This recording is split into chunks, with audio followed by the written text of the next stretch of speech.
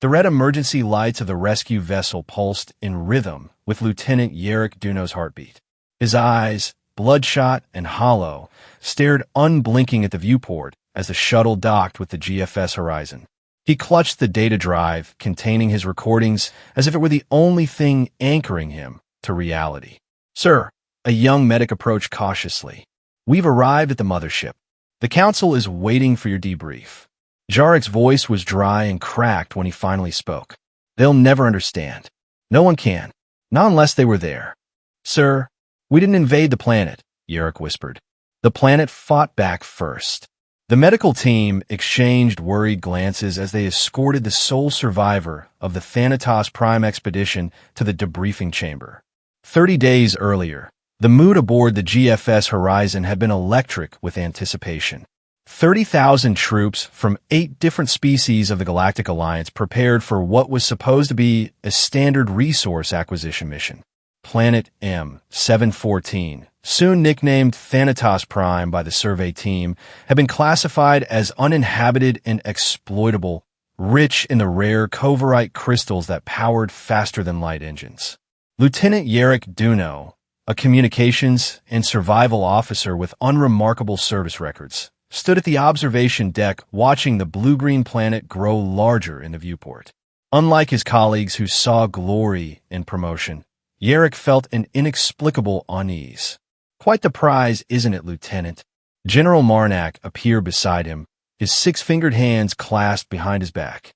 The Orange General's skin shimmered with ceremonial oils applied for the occasion. "It's beautiful," Sir Yerrick admitted. "Almost too perfect." "Nothing is too perfect when the Alliance needs resources," Marnak laughed. "The preliminary scans show Coverite concentrations 50 times higher than our richest existing mines. This mission will secure energy independence for a century." The survey team only spent 72 hours on the surface, Yerrick noted. "Standard protocol suggests at least 2 weeks of—" "I'm aware of protocols, Lieutenant." Marnak cut him off. "The Alliance Council has approved accelerated deployment. We have 3 corporation representatives on board already negotiating extraction rights." Yerrick nodded, knowing better than to argue. But as he stared at the swirling clouds of Thanatos Prime, he couldn't shake the feeling that something was fundamentally wrong with the perfect blue-green world below. The landing operation proceeded with military precision. 8 massive carriers deposited the first wave of 5,000 troops to establish the primary base camp. Prefabricated structures rose from the verdant plains as engineers deployed energy shields, communications arrays, and defensive perimeters. Yerrick supervised the communications hub installation, ensuring all subsystems connected properly to the orbital relays. Around him, soldiers from across the galaxy worked with the confidence of an undefeated army. Humans alongside Orn, Melfian tentacle specialists setting up medical units, Vortic warriors establishing security cordons, and specialized Chuanchi technicians calibrating sensor arrays. Lieutenant Duno, "Comcheck reads green across all bands," reported his assistant, a young human technician named Morris. "Primary, secondary, and emergency channels all operational." "Good," Yerrick replied, scanning his diagnostics tablet. "But I'm getting some unusual interference patterns on the ultra-low frequency band. Almost like atmospheric disturbance," interrupted Chief Engineer Lyra, approaching the comm station. The tall, silver-skinned woman tapped on Jarek's screen. "The ionosphere has unusual concentrations of charged particles. Nothing to worry about." "It's not random noise," Yerrick insisted. "It's patterned. Almost like—" "Like what, Lieutenant?" Lyra raised an eyebrow. "Like it's listening," Yerrick said quietly. Lyra's laughter was sharp. "I've found military personnel often anthropomorphize technical issues, Lieutenant. It's quite amusing." She walked away, barking orders at her engineering team. That evening, as the twin moons of Thanatos Prime rose over the horizon, the first incident occurred. Private Sorel screamed from the edge of the camp. By the time security reached him, he was backing away from what looked like an ordinary fern. "It moved," he insisted. "It stretched out and tried to grab me." General Marnak himself came to investigate, watching as a science officer prodded the unremarkable plant with a scanner. No unusual readings, sir, the officer reported. Standard photosynthetic organism. No mobility structures detected. Private Sorel, Marnak turned to the shaking soldier. Have you been sampling local flora without authorization? No, sir. I swear it moved toward me. Like it was hunting. The gathered officers laughed. Tension. Breaking. Yerrick didn't join them. Instead, he discreetly collected a sample of the plant, placing it in a sealed observation container in his quarters. By morning, the container was empty. A small hole melted through the supposedly impenetrable polycarbon. The second day brought more disturbing incidents. A water purification unit exploded when activated, severely injuring 2 technicians. Analysis revealed nothing wrong with the equipment, but the water itself had become mysteriously combustible when heated above 80 degrees. In Sector 4, 3 Vortic soldiers reported their exoskeletons malfunctioning, leaving them immobilized until rescue teams arrived. The armor diagnostics showed no errors. The metal had simply refused to respond to commands. Yerrick compiled the reports, adding his observations about the plant sample, and submitted them to command. The response came swiftly. Technical malfunctions expected during early deployment. Continue operations as scheduled. That afternoon, Yerrick sought out Lyra, finding her at an excavation site where the first Coverite extraction was being prepared. These incidents aren't random, he insisted. Something about this planet is wrong. The water properties changing, metal becoming non-responsive, the plants. Lieutenant, Lyra sighed. Every new planet has environmental challenges. That's why we have an army, not a mining crew. But these aren't normal environmental challenges. It's almost as if what? The planet is fighting back. Lyra laughed. Next you'll tell me the rocks are plotting against us. Before Yerrick could respond, a piercing scream came from the excavation pit. A geological engineer was backing away from the freshly cut rock face, pointing at what looked like circuitry embedded in the stone. What in the void is that? Lyra whispered, her scientific arrogance momentarily shaken. The patterns in the rock pulsed once, twice. Then the entire excavation wall collapsed, burying 3 workers before the safety shields activated. Yerrick pulled Lyra away as secondary collapses threatened the observation platform. That, he said grimly, is what I've been trying to tell you. By day 5, the command structure could no longer dismiss the incidents as isolated anomalies. A full battalion of Melfian soldiers had fallen ill after a mist rose from the ground during their patrol. The symptoms defied medical understanding. Their tentacles simultaneously hardened and liquefied, oscillating between states in painful waves. Insects no larger than a fingernail had penetrated battle armor, somehow navigating through microscopic seams to deliver venom that caused hallucinations and paranoia. And the plants were definitely moving, though never when directly observed. Security footage showed fern-like organisms creeping centimeter by centimeter toward the camp perimeter each night, only to appear innocently stationary during daylight inspections. General Marnak called an emergency meeting of all senior officers. Our mission parameters have not changed, he announced to the assembled leaders. The Alliance requires Coverite, and we will extract it. These environmental challenges are concerning, but manageable. Sir, Yerrick spoke up from his junior position at the back. With respect, these aren't challenges. The local ecosystem appears to be actively hostile in coordinated ways. I recommend we pause operations until... Lieutenant Duno, Marnak cut him off. Your concern is noted. But 30,000 troops with the most advanced technology in the galaxy can handle some peculiar weather and aggressive wildlife. It's more than that, Yerrick persisted. The mineral formations show patterns similar to circuit boards. The water molecular structure reconfigures when we process it. The entire planet seems to be...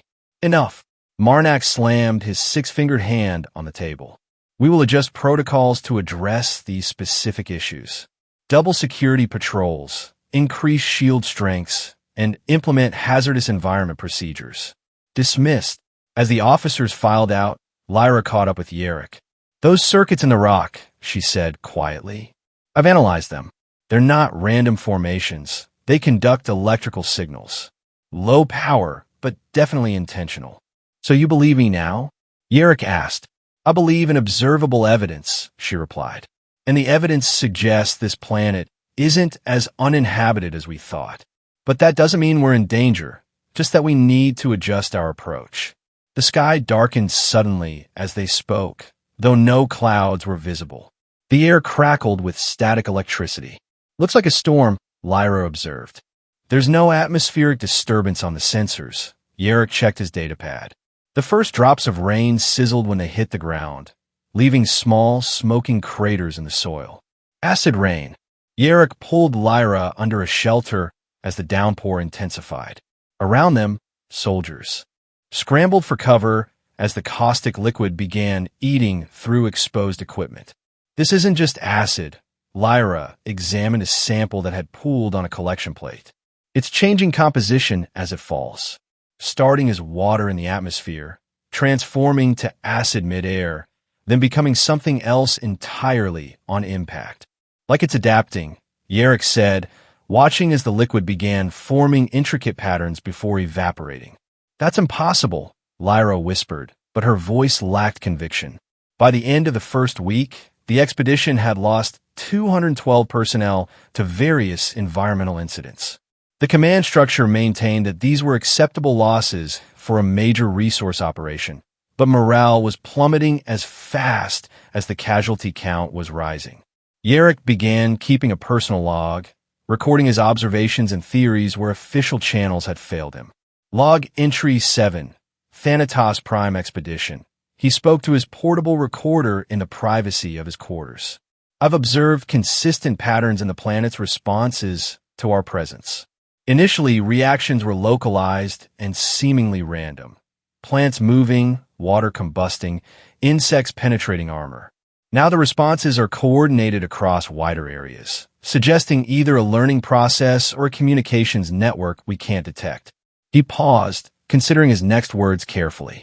I believe Thanatos Prime may possess a distributed intelligence, not a centralized brain like our biological models, but a planet-wide network of simpler components working in concert. The circuit-like formations in the rock strata could be conduits for information transfer between different ecological systems. Outside, the alien sunset painted the sky in blood-red streaks. Through his window, Yerrick could see engineers constructing additional defenses around the primary Coverite extraction site. The Alliance's determination to extract resources despite mounting evidence of an intelligent response reflects our greatest weakness: the inability to recognize intelligence unlike our own. A knock at his door interrupted the recording. Lyra entered without waiting for permission, her silver skin ashen with fatigue. You need to see this, she said, handing him a data crystal. I've been running analysis on our communications network. Something is in it. Sabotage? Yerrick asked, inserting the crystal into his reader. I wish it were that simple, Lyra replied. Watch. The screen displayed what looked like standard network traffic, data packets moving between nodes in predictable patterns. Then almost imperceptibly, the patterns changed. Packets diverted momentarily, information duplicated and rerouted before returning to normal pathways. It's subtle, Lyra explained, but something is learning our communications protocols, intercepting, copying, and relaying messages without triggering security alerts. Could it be Alliance intelligence monitoring us? No, Lyra shook her head. The intrusions originate from outside our network, from the planet itself. Jarick's blood ran cold. Have you reported this? To whom? General Marnak? He'd dismiss it as equipment malfunction. The corporate representatives? They'd see it as an attempt to delay extraction. Then what do we do? Lyra's expression hardened. We need proof no one can ignore. I've modified a portable scanner to detect the energy signatures these intrusions emit. Tomorrow, I'm going to trace them to their source. Not alone, Yerrick said. I'm coming with you. No, Lyra was firm. You need to stay here, continue gathering data. If something happens to me, someone needs to know what we've discovered. Before Yerrick could protest further, a distant explosion rocked the base. The emergency klaxon wailed as both officers rushed outside to find chaos. The northern perimeter defenses had collapsed, not from external attack, but from within. The energy shields had inverted, turning their protective force inward against the camp. That night, as damage control teams worked to restore defenses, Lyra slipped away from the base, taking her modified scanner into the alien wilderness. She never returned. By the second week, the expedition was in crisis. Communication with the orbiting fleet became sporadic, then failed altogether. Ground vehicles malfunctioned in increasingly bizarre ways. Hover units flying uncontrollably into the sky, crawler treads suddenly growing what looked like roots into the soil, immobilizing them. The medical bay overflowed with injured personnel, suffering from inexplicable symptoms, skin that photosynthesize, bones turning crystalline, nervous systems that periodically emitted electromagnetic pulses destroying nearby electronics. General Marnak refused to abandon the mission, instead ordering the army to split into smaller, more defensible camps spread across a wider area. Divide and conquer, he declared. If the planet wants to fight, we'll give it more targets than it can handle. Yarrick knew this strategy was doomed.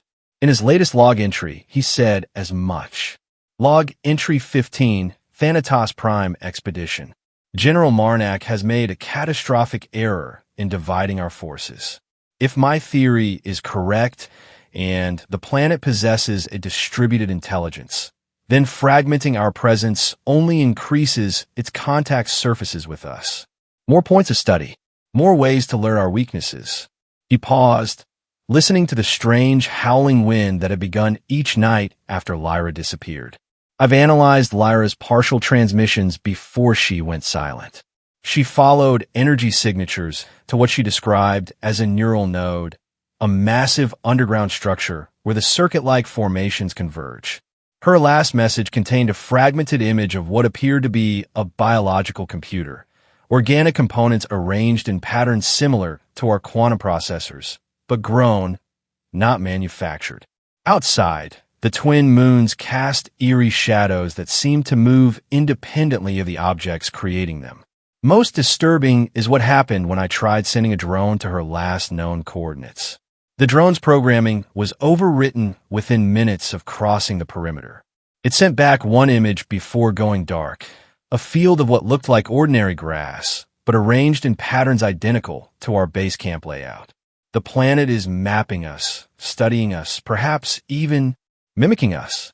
The following morning brought news that Camp 3, a forward base of 1,200 troops, had gone completely silent overnight. The rescue team found no bodies, no signs of struggle, just empty structures and equipment arranged in perfect order, as if the occupants had simply evaporated. Camp 6 reported massive fungal growths erupting from the ground, releasing spores that turned metal to rust within seconds. They requested emergency evacuation. The shuttles sent to retrieve them exploded mid-flight, their hulls suddenly becoming porous, fuel igniting spontaneously. Camp 2 reported success in extracting the first coverite crystals. 6 hours later, all communications ceased. Reconnaissance drones showed the entire camp transformed into a crystal formation itself, structures and personnel frozen mid-motion, as if time had stopped at the moment of extraction. Yarrick compiled these reports into an emergency transmission to the fleet, bypassing the chain of command. The message never reached orbit. Instead, it played on every communication device in the main camp, the words distorted into something that sounded almost like laughter. By day 20, only the main camp and 2 satellite bases remained. General Marnak, his 6-fingered hands now reduced to 4 after a mysterious infection, declared martial law. Extraction operations continued under heavy guard, the dogged determination of the Alliance military machine refusing to acknowledge defeat. Our mission will succeed, Marnak addressed the remaining troops, his voice raspy through the breathing apparatus he now required. The planet's hostility proves the value of what we seek. Nothing of such worth comes without sacrifice. Yarrick, Now the de facto communications chief, after his superiors succumbed to a parasitic organism that rewired their neural pathways, stood at the back of the assembly. He counted only 8,000 troops remaining from the original 30,000. Many wore makeshift modifications to their equipment. Analog gauges replacing digital screens that couldn't be trusted, mechanical locks instead of electronic ones that opened and closed randomly. "We've lost over 2/3 of our force," a soldier behind Yerrick whispered. "And for what? Crystals that kill everyone who touches them." The latest extraction attempt had ended in disaster. The Coverite, seemingly dormant during scanning, had become violently reactive during processing. The resulting chain reaction vaporized an entire processing facility and 200 personnel. That night, Yerrick made a decision. Using components salvaged from damaged equipment, he constructed an old-style analog transmitter, the kind used before digital networks, operating on principles so basic that even the planet's apparent technological sabotage might overlook it. Final log, Thanatos Prime Expedition, he recorded. "This will likely be my last entry. The planet's hostility has escalated beyond our capacity to resist. It's not just adapting to our technology, it's incorporating it, learning from it, turning our own methods against us." He paused, the weight of his next statement hanging heavy in the recycled air of his quarters. "I no longer believe we are dealing with separate phenomena. The moving plants, the reactive water, the intelligent metals, they're expressions of a single entity, the planet itself. Not sentient in terms we recognize, but alive and defensive in ways we never imagined possible." Through his viewport, he watched as strange lights danced across the landscape, beautiful and terrifying in their alien choreography. Tomorrow, General Marnak plans a final coordinated extraction effort, deploying all remaining forces to secure enough Coverite to justify our losses. "I believe this will trigger a planetary-scale response that none of us will survive. Therefore, I am attempting emergency extraction using obsolete methods that may evade the planet's countermeasures." He finished assembling his transmitter, a crude device by Alliance standards, but elegant in its simplicity. "If anyone receives this record, remember, Thanatos Prime isn't hostile because we invaded it. It defended itself because it recognized us as we truly are, a virus spreading across the galaxy, consuming without understanding, taking without communion. We never stood a chance because we never tried to listen." The next morning, as the final extraction operation mobilized, Yerrick executed his plan. Using his security clearance, he accessed an old emergency escape pod, a relic from an earlier vessel, maintained but never updated with the latest systems. Its controls were physical switches and hydraulic mechanisms, its navigation based on stellar compasses rather than quantum positioning. As he prepared for launch, alarms blared across the camp. The final assault on the Coverite deposits had triggered something unprecedented. The very ground beneath the main extraction site liquefied, swallowing equipment and personnel alike before reshaping into a massive, pulsating mound. From this mound, tendrils of living metal and crystal erupted, forming patterns identical to the Alliance fleet's communication arrays. The planet was no longer just defending, it was broadcasting. Yerrick sealed the escape pod and initiated launch procedures as chaos engulfed the camp. Through the viewport, he watched in horror as soldiers' armor fused with their bodies, as vehicles merged with their operators, as the line between technology and biology dissolved in a nightmarish fusion of alien principles. General Marnak, standing at the center of the command post, was the last thing Yerrick saw before the pod launched, the general's remaining fingers elongating into branch-like appendages, his eyes wide with final understanding as the planet claimed him. The escape pod struggled against unexpected gravitational fluctuations as it ascended through the atmosphere. Systems failed one by one, life support, navigation, propulsion, but the emergency beacon, that crude analog transmitter, continued its steady pulse into the void. As consciousness faded, Yerrick had one final thought. In all their arrogance, the Alliance had never considered that a planet could be alive. Not just hosting life, but being life, a single organism composed of countless interdependent systems, ancient beyond comprehension, patient beyond measure. And now it had learned from them, adapted, evolved. The darkness of space enveloped the pod as Yarrick slipped into unconsciousness, his vital signs weakening as life support failed completely. The recovery crew from the GFS interceptor found the pod drifting in high orbit above Thanatos Prime, broadcasting on frequencies unused for centuries. Inside, barely alive, Lieutenant Yarrick Duno clutched a data drive to his chest, his lips moving in silent warning even as medical personnel stabilized his condition. The sole survivor, Captain Ellis of the Interceptor noted as they transferred Yarrick to emergency medical. Out of 30,000, when the void happened down there. The science officer examining the pod frowned at her readings. Captain, you should see this. The pod's hull, it's changing composition. Molecular restructuring at the quantum level. Quarantine protocols. Ellis ordered immediately. Full decontamination. Nothing from that pod comes aboard without level 5 sterilization. But it was already too late. The pod had been aboard for 17 minutes. Long enough for microscopic particles to infiltrate the ship's ventilation. Long enough for information encoded in alien patterns to be absorbed by the vessel's computers during routine scanning. By the time Yarrick regained consciousness in the medical bay of the GFS Horizon, the rescue ship that had transferred him from the Interceptor, his data drive had been reviewed by Alliance intelligence. His logs, fragmentary and often rambling, painted a picture so fantastic that many dismissed it as the hallucinations of a traumatized mind. But certain high-level analysts noted disturbing correlations with other phenomena observed on the fringes of Alliance space. Worlds where technology behaved unpredictably, where the line between mechanical and biological blurred. Yarrick sat before the Alliance Council, his body still weak but his resolve unbroken. The holographic displays showed the senior leadership of 8 species, their expressions ranging from skepticism to outright disbelief.